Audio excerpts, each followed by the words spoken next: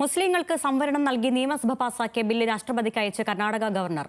സർക്കാർ കരാറുകളിൽ 4% സംവരണം ഏർപ്പെടുത്തിയ ബില്ലാണ് രാഷ്ട്രപതിക്ക് അയച്ചത്. മതാടിസ്ഥാനത്തിലുള്ള സംവരണം ഭരണഘടനാ വിരുദ്ധമെന്ന് ആരോപിച്ചാണ് നടപടി. കൂടുതൽ ഭരണഘടനാപരമായ പ്രശ്നങ്ങൾ ഉണ്ടാകരുതെന്ന് ചൂണ്ടിക്കാട്ടിയാണ് രാഷ്ട്രപതിക്ക് ബില്ലയച്ചതെന്ന് കർണാടക ഗവർണർ തവർചന്ദ് ഗെഹ്ലോട്ട് വ്യക്തമാക്കി. മുസ്ലിം വിഭാഗങ്ങൾക്ക് സർക്കാർ കരാറുകളിൽ 4% സംവരണം ഏർപ്പെടുത്തിയ ബില്ലാണ് രാഷ്ട്രപതിക്ക് അയച്ചത്. മതാടിസ്ഥാനത്തിലുള്ള സംവരണം ഭരണഘടനാ വിരുദ്ധമെന്ന് ഗവർണർ ചൂണ്ടിക്കാണിച്ചു. മതത്തിന്റെ അടിസ്ഥാനത്തിൽ സംവരണം ഏർപ്പെടുത്തുന്ന നടപടിയിൽ പ്രധാനമന്ത്രി നരേന്ദ്രമോദി കോൺഗ്രസിനെതിരെ രംഗത്ത് വന്നിരുന്നു. SC/ST OBC വിഭാഗങ്ങളുടെ അവകാശങ്ങൾ തട്ടിയെടുത്തുവെന്നും ആക്ഷേപമുണ്ടായിരുന്നു. കഴിഞ്ഞ മാസമാണ് 1 കോടി രൂപ വരെ വിലയുള്ള നിർമ്മാണ പ്രവൃത്തി കരാറുകളിൽ മുസ്ലിങ്ങൾക്ക് 4% സംവരണം നൽകാൻ നിർദ്ദേശിച്ച ബില്ല് നിയമസഭയിൽ പാസായത്.